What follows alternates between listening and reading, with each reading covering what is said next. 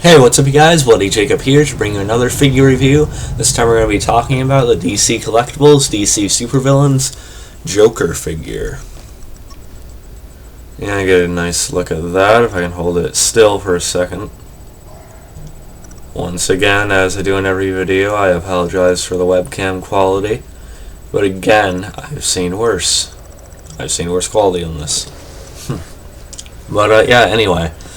So yeah, I showed this in my last mini haul video, and you know, I was at the comic book store with my girlfriend a few days ago. If you guys remember that video, we did the things we got during that night, and you know, while we were there, I passed by this Joker, and it looked pretty good, you know, but I was really there for the Harley Quinn, had my heart set on her, and so I passed up the Joker. But today I went back there to return that copy of Batman Arkham Origins to GameStop in the mall, and decided to go back to the comic book store and pick them up. And I am pretty happy I did. I think overall it's a pretty nice figure. You'll know I also have the Arkham Origins Joker figure, and we'll be comparing them a little bit later in the video. But as of right now, I'd say I like this Joker figure almost as much. In some ways I like this Joker more, in some ways I like it less. But we'll talk about that in a few minutes. Let's show you the packaging here. It did come with like a green backdrop here, but I took that out when I you know, opened it, of course. But yeah, it's a pretty nice package. Of course, it's from their you know, DC Collectibles, Supervillains and Superheroes line. DC Collectibles, again, ironically the same company that makes the Arkham figures as well. I got this for about 25 bucks again. That seems to be the standard price for the figures at the comic book store I go to. And again, it's a little bit high for some of the things I have there, but really it's not a bad deal when it comes, you know, when it's compared to like other things, even online and stuff like that. And a nice little bold white, the Joker there, and good shot of the figure here. And once again, I get that's a promotional photo of the figure, but they always make the paint look so much cleaner with these types of things. Granted, it's not like a bad paint job on the actual figure, but with this, you know, I see no flaws with it whatsoever, really. And with the actual figure itself, there are little hiccups here and there. I mean, but still cool. Of course, like I said, if you want to know the exact height, it measures about 6.75 inches, and obviously, of course, 17.145 centimeters. If you want to know, and it was sculpted by Paul Harding. And then other figures in this wave include the Harley Quinn, who I've seen there. I think I may have seen the Poison Ivy there too. But if I got either one of these, it would probably be the Harley Quinn. Even though I already have a Harley Quinn figure I love, you know, that Arkham Knight Harley Quinn that I did a review on a little while ago. This one looks kind of fun to have too, and it just looks like a more appealing figure than how that Poison Ivy looks there. Then again, I should probably get a Poison Ivy something at some point, so that one looks like it wouldn't be a bad one to pick up either, really. So yeah, another good shot of the face there, again looking cleaner than the actual figure is, but again the figure doesn't look too bad itself either. So yeah, there's a look at the packaging, and now let's actually look at the figure again. And here's a close-up of the actual face of the figure. Again, not bad really. Obviously the most appealing part of this figure is the head sculpt itself and the face sculpt, of course. And I really do like it, to be honest. I actually do like it quite a bit more than... Excuse me. I actually do like it quite a bit more than the Arkham Origins head sculpt, to be honest. Maybe not as much as the sculpt on that itself, but the paint on this is a little bit more well done, I think. A little bit more appealing to me, but we'll get to that once I bring out the comparisons. But yeah, of course, he comes with a longer black trench coat. and a white undershirt, and of course black dress pants pretty much, and some of those dress shoes there that we usually see the Joker in. It's a bit of a departure from the usual like purple color we'd see with the Joker. I wouldn't have minded like a dark purple, instead, or even just like a regular purple color. But I think it would be a good idea. I was also actually inspired to pick up this figure by the Review Spot, who does a lot of great reviews on YouTube for figures, and I kind of share his thoughts that they should like reuse this head sculpt and just make another version, except with the classic purple colors and things like that. I think that'd be good. But it's not really just it's not really a complaint, it's not really a gripe, it's just like a preference. I would like it with some kind of purple color instead. But the black itself, it's clean, it's like a jet black type of thing, same thing with the gloves. And it's not bad, we've seen Joker wear other colors in the comic books before, so it's not that big of a deal. It would really complete the look though if it came with like a hat or something though. I think that'd be cool, but it's alright. I do like the sculpt for the shoes. I think that's really nice. There's just not a whole lot of sculpting going on here. It's a pretty like simple design and stuff like that. I do like how the collar is sculpted from the undershirt right there. And really, I like the trench coat itself. I like Joker wearing trench coats. So I really like to have him with another look like this. And I like how it's really soft, pliable material, so you can really like bend it like that. And you can imagine like Joker's jacket blowing in the breeze if you would like to. But it also makes it pretty easy, so it doesn't like hinder the articulation very much. So that's a plus. Take a look at sorry, I'm chewing gum. Let's take a look at that face sculpt again. Like I said, I really do like it, but if the webcam clears up, you can kind of see it a little bit easier. If it doesn't, I apologize. But there are a few like bits of the face and head area where there's a little bit of white going into where the green should be for the hair, like that kind of corner of the head right there.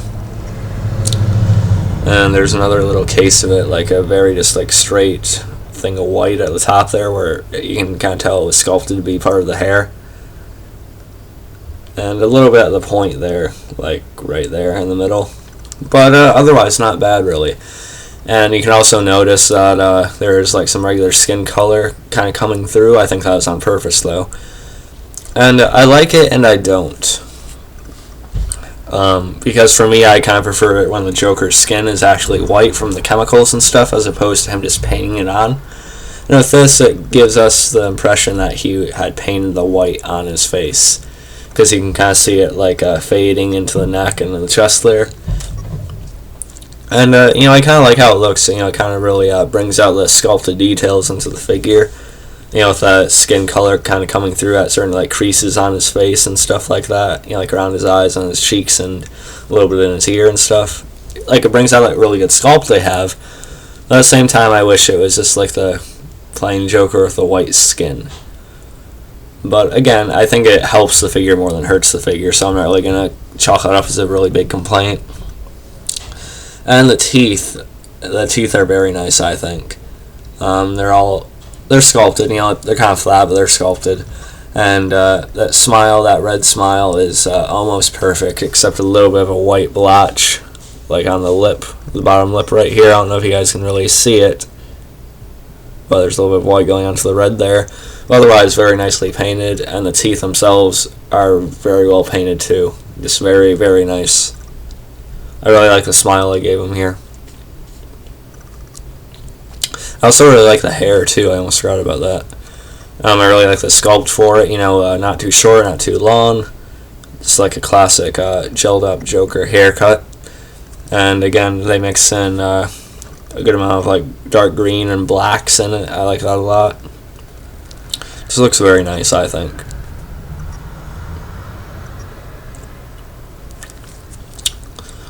And yeah, that's all I have to say about the specific details of the figure. I also like how you can see the green in the eyes. It's a nice touch, of course.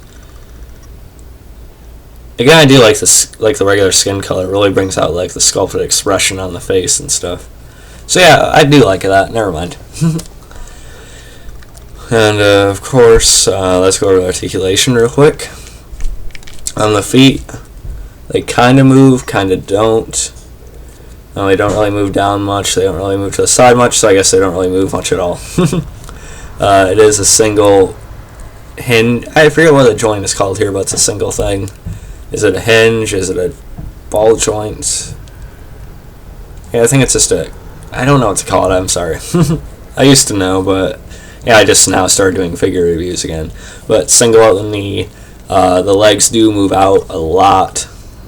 Very good amount. And they move forward like that. Back like that. Again, the jacket doesn't really hinder the articulation, which is good. Sort of waist swivel. There's no waist swivel, no torso joint. But again, the sculpt is nice enough where I don't really mind the lack of torso joint. And hand does a full 360.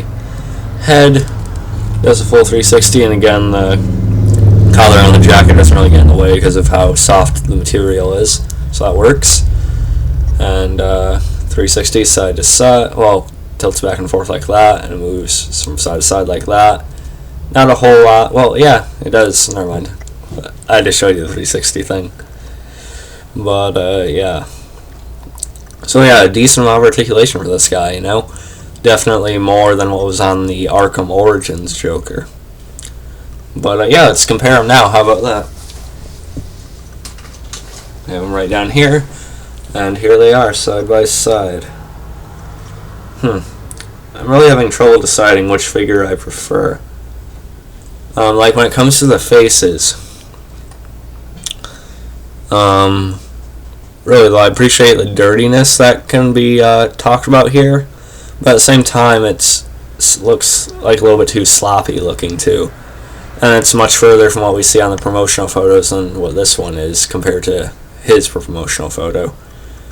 This one just looks a little bit too sloppy to me on the face. I don't really like that too much, and he didn't really have that sloppy of a look in the game itself either. So it's a little bit odd that he looks that dirty. But what I do really love about this figure, though, the hair is good again, and I really love the detail in the jacket and his clothes and his pants.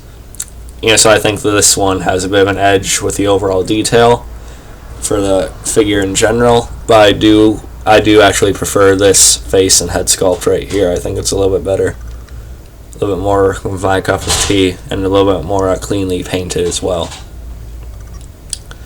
But I do like the outfit for this one a bit more. I like that very, very dark purple, and I just like all the detail in the clothes and the undershirts and the vest and stuff like that. And I like that there's actually a painted and sculpted buckle, you know, as opposed to like everything being black here, which kind of makes sense if they're dress pants, you know. But overall, which figure I really prefer when it comes down to it, I don't really know yet. I'm kind of leaning towards this one, but it's still a little bit debatable to me. And yeah, let's see him compared to the Arkham Knight Harley Quinn. God, I still love this figure, by the way. It's just amazing. But yeah, here they are side by side. I'm holding them at about the same level here. Harley Quinn is a little bit taller than this Joker figure, which is kind of expected since they're not from the same line, you know, the same company, but not the same series or line or anything like that, you know. Obviously based from the video games, and this is more of like a comic book style. Obviously this one is a little bit more realistic looking too. But really though, if you wanted to display these guys together using these figures, it wouldn't be that much of a stretch really, because I think they still do look pretty decent together. You know, you could easily just work with that. So yeah, I think it works, if you really want to. And yeah, another little random fun comparison for you. I thought about comparing them to the Arkham Origins Killer Croc, but decided to throw you for a loop and compare them to the Marvel Select Ultimate Hulk. So yeah, you can see the size difference between these guys. So yeah, again, this Joker is about 6.75 inches tall, and this Hulk is probably between like I I don't know, like 8 and 10 inches somewhere, like hunched over, like he is. But yeah, so those are really all my thoughts on the figure. And oh yeah, he does come with a knife as well, sort of a cleaver. And it's just a flat gray and a flat, like a black color on the handle. But I do like the sculpt of it. The sculpt is fine, and I think the paint is pretty clean on it, so it is a pretty nice little accessory. And it does fit pretty snugly into his right hand. It's a little bit too loose for my liking in the left hand, but it does fit well in the right. And yeah, it works. It works pretty well, I'd say. And I'm actually taking a gun from one of my other Arkham figures, and I'm going to display the Joker with a gun and his knife. So I'm really glad this Joker has open hands. So yeah. So overall, I really do like this Joker figure. Definitely one of my favorite figures I have now, I think. Definitely a good pickup. I really appreciate the review spot for really getting me to warm up to this figure. And yeah, so hope you guys enjoy this review, and I'll catch you guys next time. And peace.